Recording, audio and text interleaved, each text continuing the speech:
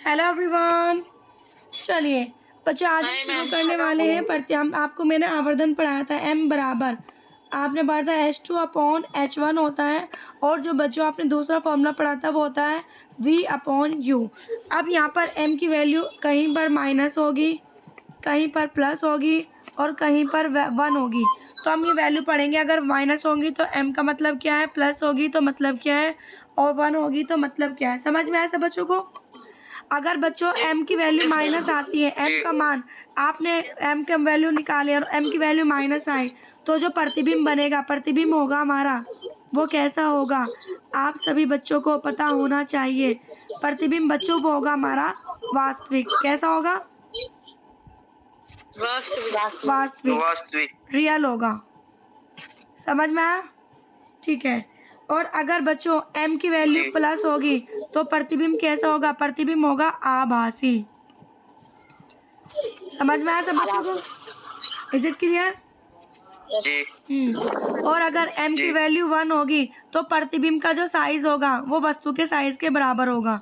यानी कि अगर वस्तु 5 मीटर की है तो प्रतिबिंब भी कितने मीटर का होगा?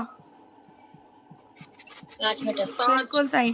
प्रतिबिंब का आकार बराबर होगा वस्तु का आकार। हैंड टू हैंड नोट करते चलेंगे सब बच्चे। वस्तु का आकार क्लियर है सबको? Yes ma'am. ठीक है, वेरी गुड। इतना क्लियर है। चलो अब आगे चलते हैं। नोट कर लिया? रफ कर दूं? नहीं जी मैम, 1 मिनट। ओके।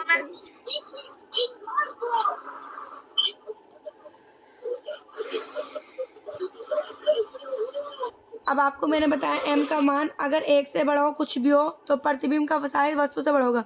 अगर बच्चों मैंने मान लिया ये मेरा जो डस्टर है वो डस्टर ये 15 सेंटीमीटर का है, तो बताइए जो इसका प्रतिबिंब बनेगा वो कितना सेंटीमीटर होगा? मैं आपको ऑप्शन देती हूँ। 14 सेंटीमीटर, 12 सेंटीमीटर, 11 सेंटीमीटर, 15 से बड़ा। बताइए आंसर क्या होगा?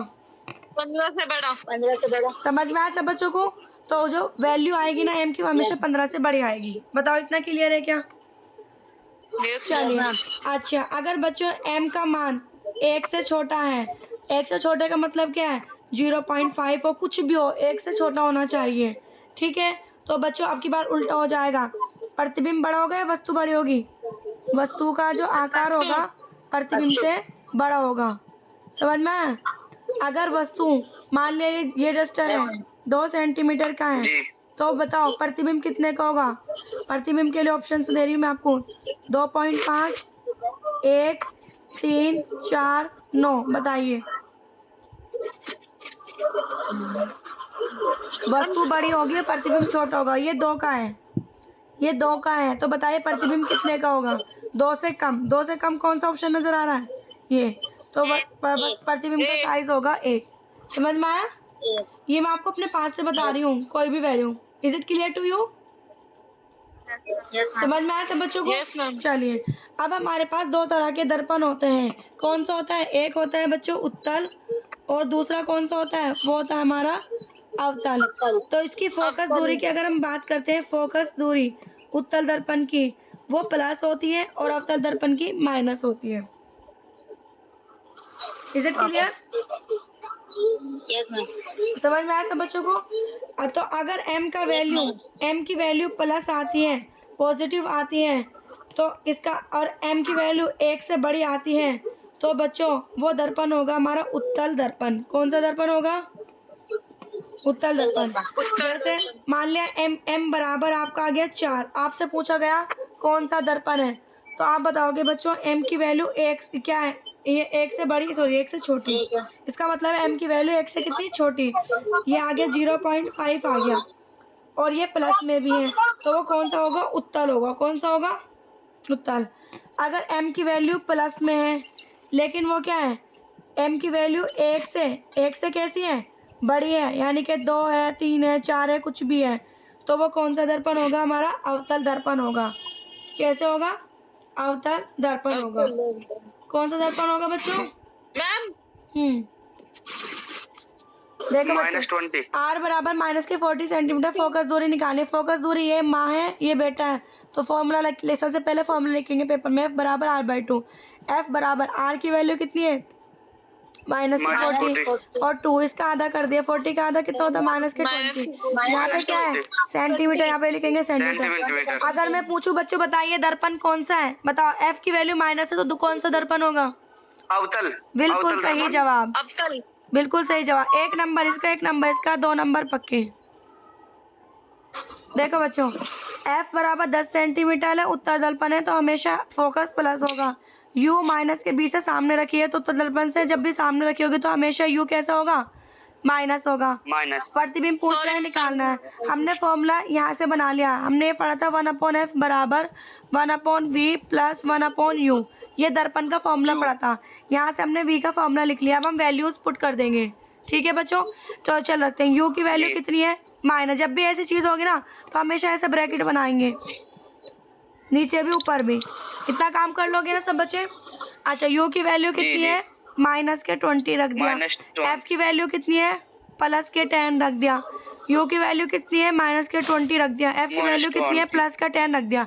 और बच्चों प्लस को कभी भी लिखते नहीं है तो प्लस को मैंने मिटा दिया।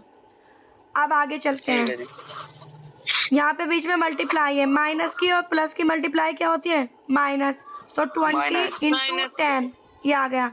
अब यहाँ पे देखो, जहाँ पे कुछ नहीं होता वहाँ उसके आगे होता है प्लस। जब इसको, जब भी बीच में माइनस होता है तो आमने सामने देखते हैं, लेकिन अगर यहाँ पे कुछ भी आ गया माइनस प्लस तो उसके आमने सामने देखेंगे। यहाँ क्या है, प्लस, और यहाँ क्या है, माइनस। प्लस माइनस, माइनस के 20, यहाँ कुछ नहीं है तो यहाँ पे क्या है, plus, plus minus, minus, minus के 10। चलो उधर देखो, माइनस के 20 और 10 कितना हो गया, 200 हो गया। अब देखो, माइनस के 20 और माइनस के 10 दोनों संख्या माइनस की है तो इनका रिजल्ट कितना होता है, माइनस माइनस जुड़ जाते हैं। तो 20 और 10 कितना हो गया, 30, और दोनों ही माइनस के हैं तो कितना आ जाएगा, माइनस के 30। माइनस से माइनस कट गया, एक जीरो से एक जीरो कट गया, 20/3 आ गया। और जब आप 20/3 को सोल्व करोगे तो बच्चों इसे 3 से भाग करोगे, हो जाएगा 6.7 सेंटीमीटर। समझ में आया सब बच्चों को। बच्चों ये वैल्यू कैसी आ रही है, प्लस या माइनस, प्लस। अगर कोई वैल्यू माइनस होगी तो चीजें हमेशा आगे होंगी और आगे ही प्रतिबिंब बनेगा। और अगर वैल्यू बच्चों प्लस होगी, प्लस की वैल्यू का मतलब होता है अगर किसी का मान प्लस होता है तो उसका मतलब है जो प्रतिबिंब है वो हमेशा पीछे बनेगा, प्रतिबिंब पीछे बनेगा। और कितनी दूरी पे बनेगा, 6.7 सेंटीमीटर दूरी पे बनेगा। बताओ समझ में आया सब बच्चों को। और माइनस का मतलब क्या होता है, माइनस का मतलब है प्रतिबिंब कहाँ बनेगा, प्रतिबिंब आगे बनेगा। नोट कर लीजिए, क्वेश्चन समझ लीजिए सब बच्चे। ये कह रहा है कि 15 सेंटीमीटर फोकस दूरी है और वो कौन सा दर्पण है, अवतल दर्पण है। कैसा दर्पण है, अवतल दर्पण। तो बच्चों अवतल के लिए फोकस की वैल्यू माइनस के 15 होती है।